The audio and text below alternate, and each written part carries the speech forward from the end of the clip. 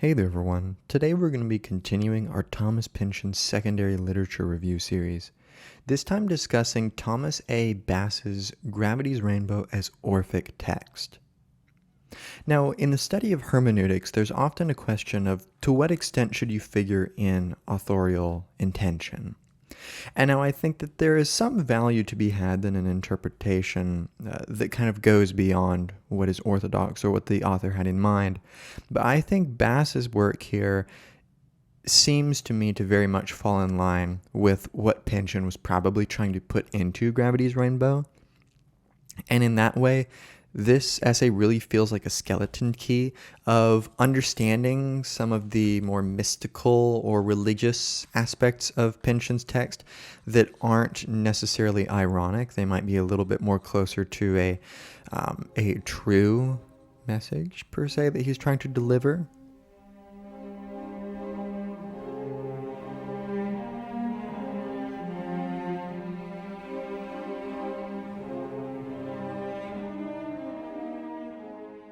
Now, Bass begins by highlighting the importance of apocalypse as a source of hope for Pynchon. He says that hope resides most ardently in Pynchon's language in its yearning to break free from the chain-link fields of the world and out into silence or sensuous speech or the Pentecost of tongues that presages the new heaven and new earth. And that's certainly something that, especially if you're just getting into Gravity's Rainbow, it can seem very dry compared to some of the more, literarily brilliant modernists, such as Joyce, for example. Joyce just strikes me as being beautiful all the time.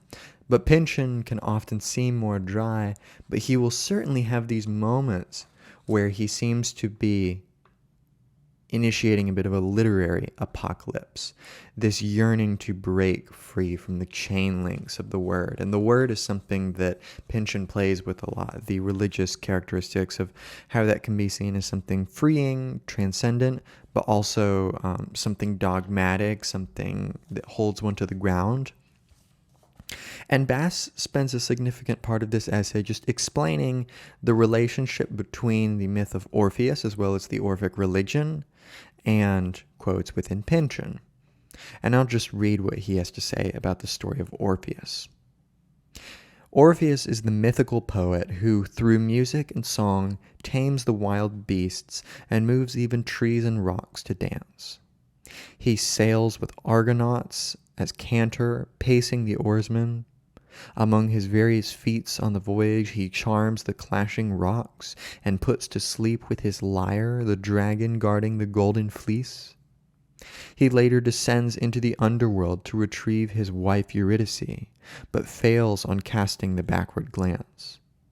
Finally, after he is dismembered by a band of Thracian Maenads, his head and lyre are thrown into the river Hebrus, where they float, singing out to sea before landing on the Isle of Lesbos.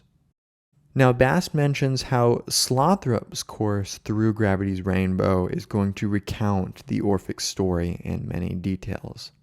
It begins with his descent into the underworld, which is occasioned by Slothrop's pursuit of his lost mouth harp, which he actually follows down the toilet bowl in the Roseland Ballroom, as well as in a sodium amytal-induced state of hallucination.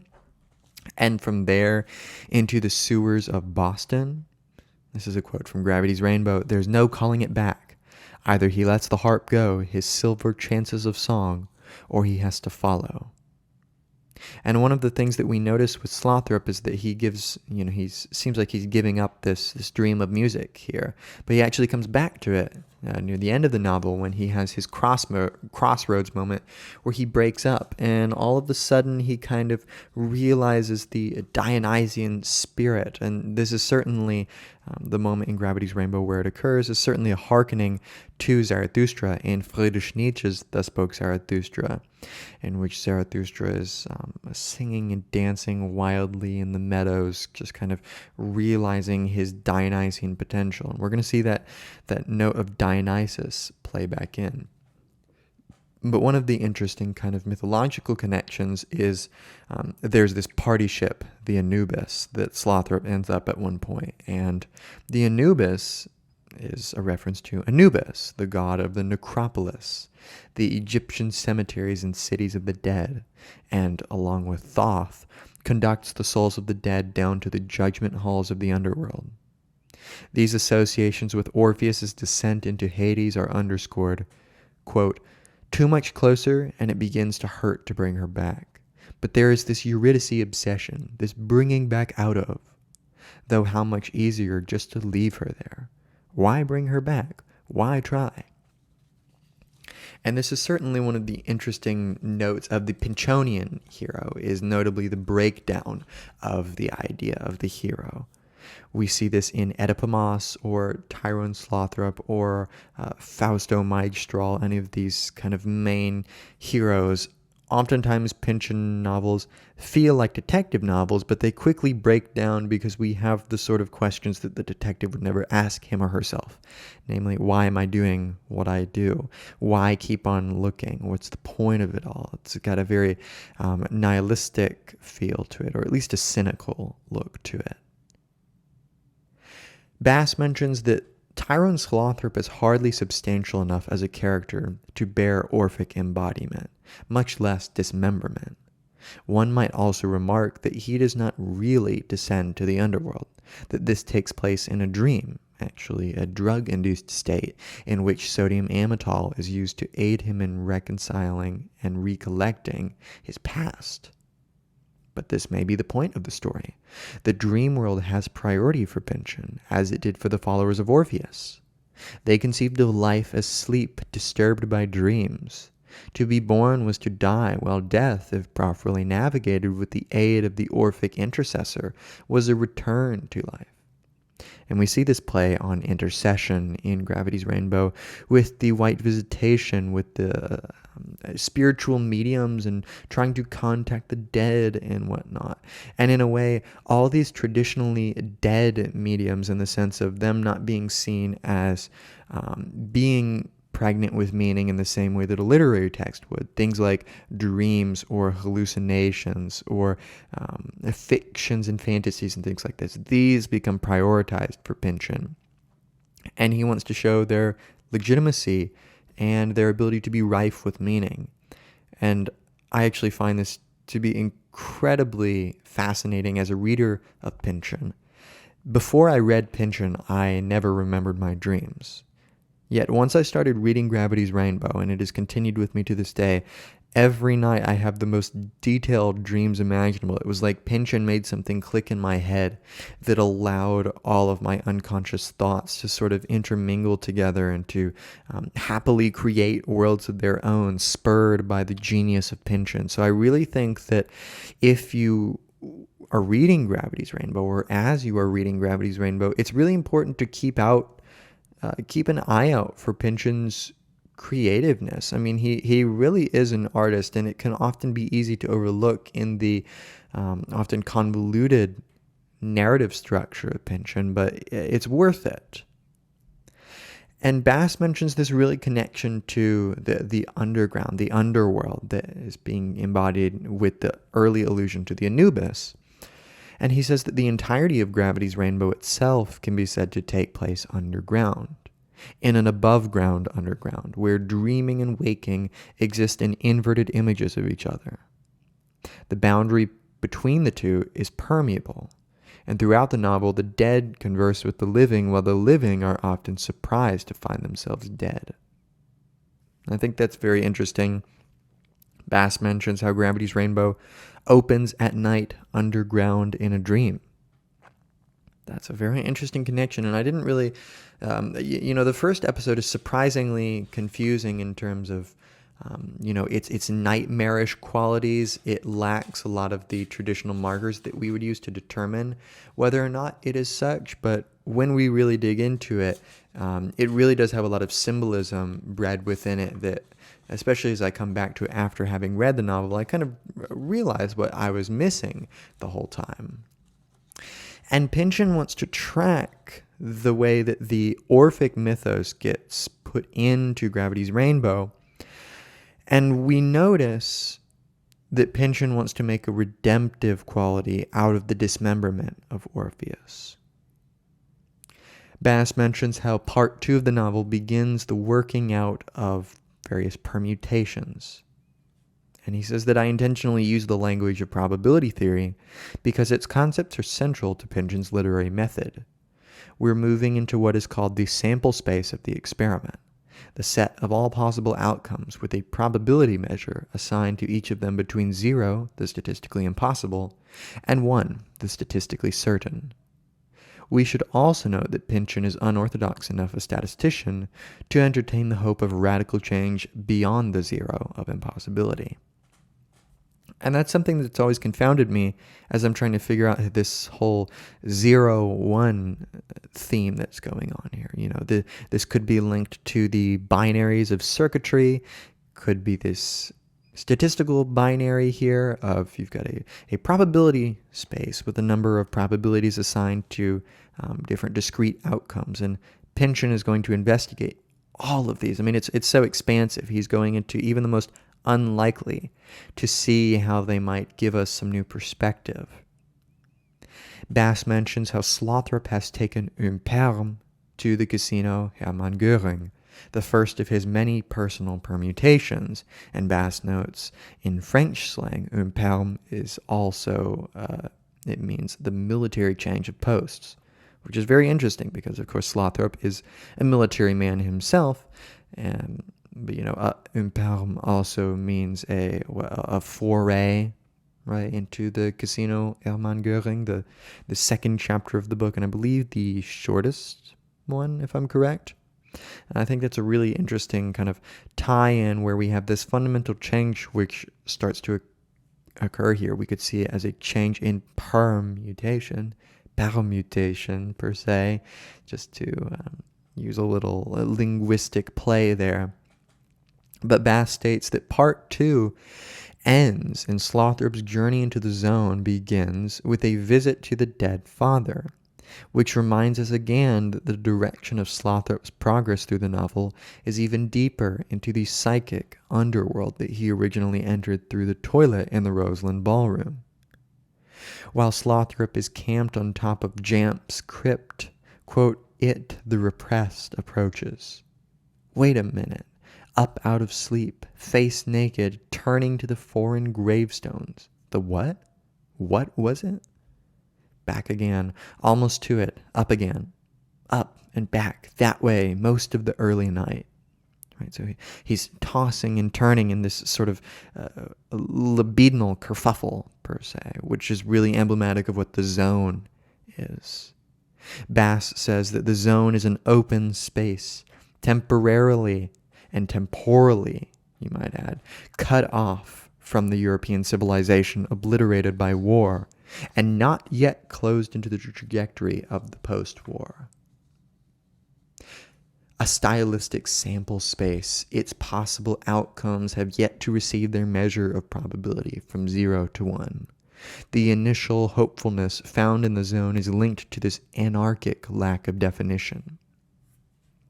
And Pynchon always wants to maintain that there are spaces that have yet to be charted. He will, in fact, play on some of the varying definitions of what this entails in Mason and Dixon, where North America has yet to be charted yet. And, of course, this can lead to taking advantage of the environment and the natives, and it can also lead to a romanticized eschatological future that is realized through the defining and the sectioning off of some space.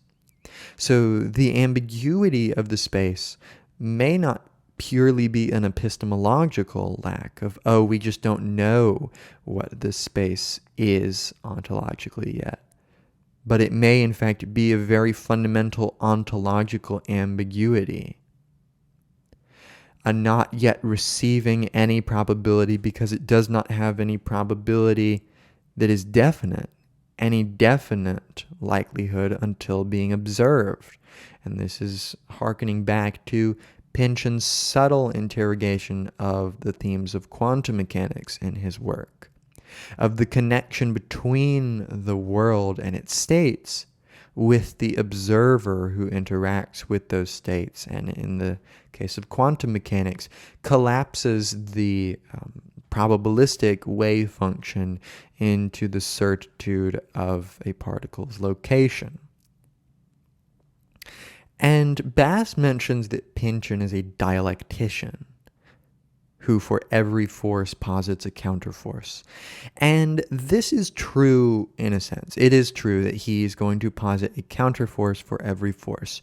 No force is absolute or self-containing. It is always possibly there, ready to be challenged.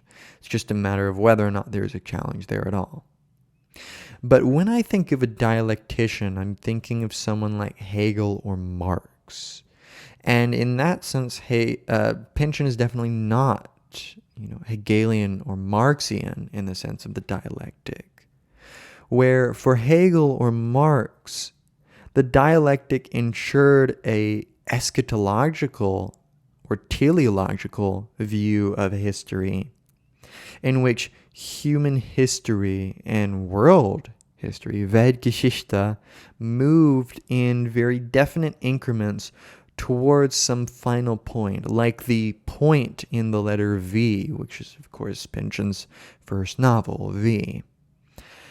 And we can see that for Pynchon, that's not really what he's going for, especially in Gravity's Rainbow, where one of the more important symbolic moments is Gravity's Rainbow, the parabola, which, as is mentioned in a later quote in the book, which is in this essay, but I won't get into it, if you remove the Earth, this would just turn into a circle. It would just circumambulate over and over.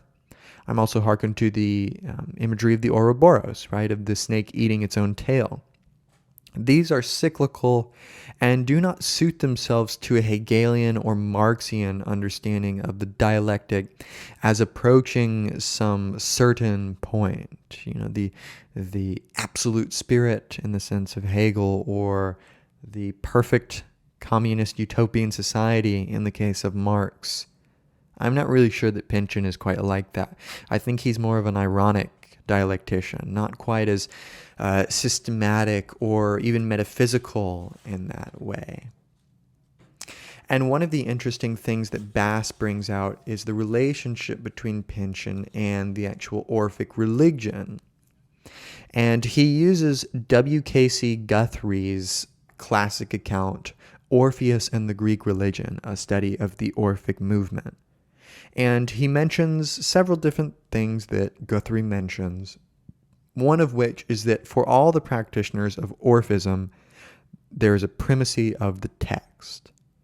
The Orphic rhapsodies that, as cosmological poem, encompass the entire evolution of the universe. And this is a quote from Guthrie. "We have seen that Orpheus was known to everyone as the author of a religion based on the written word. Orpheus was famous for many things, but best of all, perhaps, he was known as the Theologos, one of the most famous, if not the most famous, of all that tribe." End quote. And Bass articulates that for Pynchon, the creation itself is described as a text. Quote, this is from Gravity's Rainbow, "And at the end of the mighty day in which he gave us in fiery letters across the sky all the words we'd ever need, words we today enjoy and fill our dictionaries with, the meek voice of little Tyrone Slothrop, celebrated ever after in tradition and song, ventured to filter upward." It's a very beautiful passage, I think, which really fits in well with this primacy of the text, or the word, too, right? This is the word made flesh in, for Pynchon, a very ironic sense, because these words come to make the sort of fleshy objectivity of the rocket and its destructive capabilities. Judaism and Christianity have, quote, repeated with varying degrees of mythological coloring, says Guthrie, what in Orphism was this central thought that everything existed at first together in a confused mass, and that the process of creation was one of separation and division, with the corollary that the end of our era will be a return to the primitive confusion. And of course, that rings very true in Pynchon, because we're not moving towards a utopian future. If anything, we're moving towards a counterculture, anarchistic sort of confusion, a flux, a pregnant chaos, which Pynchon will often represent with the symbolism of the world. A controlled burning, as he calls it, an uncontrolled explosion. Bass says, the followers of Orpheus conceived of our nature as twofold, part titanic and part Dionysiac. Their ascetic practices were directed toward purging the former and exalting the latter. We can be quite clear, says Guthrie, on what I would say was the most important point to one who wants to know the facts about classical Greek religion. To the question, who was the god of the Orphic religion? There can be but one answer: Dionysus. Orpheus was a religious founder, and the religion he founded was a species of the Bacchic.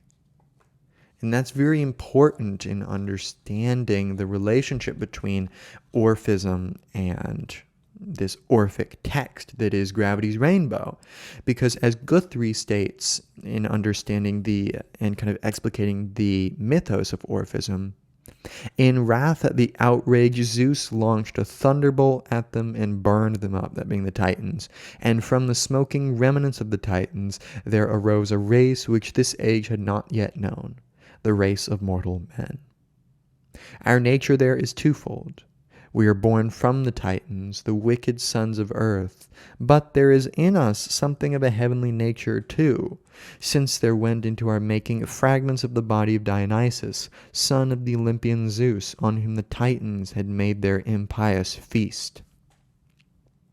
And I think that's really interesting because Bass is careful to point out in here the influence that this had on Christianity, for example. And we can see a lot of commonalities with Christianity, with this sort of fallen nature, yet this divine spark which is within us. And yet for Orphism, it's quite a bit more radical, maybe a bit more cynical, a bit more zone-like in the Gravity's Rainbow sense of the word, right? Bass mentions that it should be finally said of Orphism that central to its doctrines is the figure of Chronos, that being time. The creation of humankind, divided within and against itself, is in time, and the hope residing in Dionysus the Liberator is to free us from time. And time is going to be a lot more deeply explicated in Mason and Dixon, but it's still definitely there in Pynchon. There's this need to try to, abstract away to the mere moment that is divorced from the continuity of time, open to the discontinuity of a creative project not beholden to pure determinism. Bass writes, held fused in a single chapter near the end of part 4, but tensed against each other as the novel's central dialectic, are the Dionysiac intoxication of Gelly Tripping, who envisions the green world before the birth of human consciousness, and the Apollonian dream of Captain Blissero, who is about to inaugurate the Nazi millennium through the launching of his sexual fetish in a world-destroying rocket. Consolidated into these final images of Dionysiac union and Apollonian will are the divergent psychic and political energies that have fueled the course of the novel for the preceding 700 pages. The dialectic at work here is specifically Nietzschean. As in The Birth of Tragedy, the Apollonian dream is countered by the intoxication of, quote, the Dionysiac reveler, who, through dance and music, attempts a mystical process of unselving and ultimate reunion with nature. The story Nietzsche tells is one of lost primacy and the way back, The possibility of getting unstrung from the Apollonian dream lies in art, particularly the art that can sing of the Dionysiac spirit with a recognition that whatever exists is of a piece, and that individuation is the root of all evil. A conception of art as the sanguine hope that the spell of individuation may yet be broken, as an augury of eventual reintegration. As Nietzsche wrote in the introduction to The Birth of Tragedy, quote, "People would hint suspiciously that there was a sort of Maenadic soul in this book, stammering out laborious arbitrary phrases in an alien tone, as though the speaker were not quite sure himself whether he preferred speech or silence, and indeed this new soul should have sung, not spoken." And I think it's very interesting to think of Pynchon as a Nietzschean. I'm really not sure why I wasn't more privy to thinking like that earlier, especially with the image of the Ouroboros, which is something that Nietzsche likes to take advantage of for sure. But we're seeing here, Pynchon is within the counterculture of the 60s and 70s in America, in which there's a sort of hippie movement towards getting unstrung, getting free from the word, which in the capital W sense is representing the institutions that are overly bearing down on individual freedom. And as such, I think that this is very convincing in terms of thinking about what is Pynchon trying to do.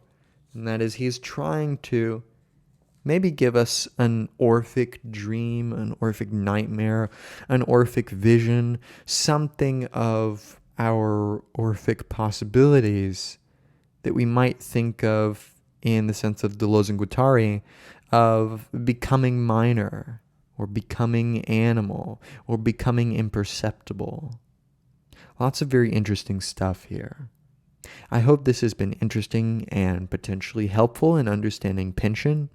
Check out any of my other lectures in this series, or any that I've done on postmodernism, German idealism, gender theory, post-colonial studies, and other literature. You can become a channel member for $5 a month and gain access to, among other things, a private philosophy Zoom, which you can tailor to your needs. I also have super thanks available if you just want to donate to the channel, because I'd really appreciate anything you have to give, but no pressure either way. That's it for this lecture, and I will see you in another one.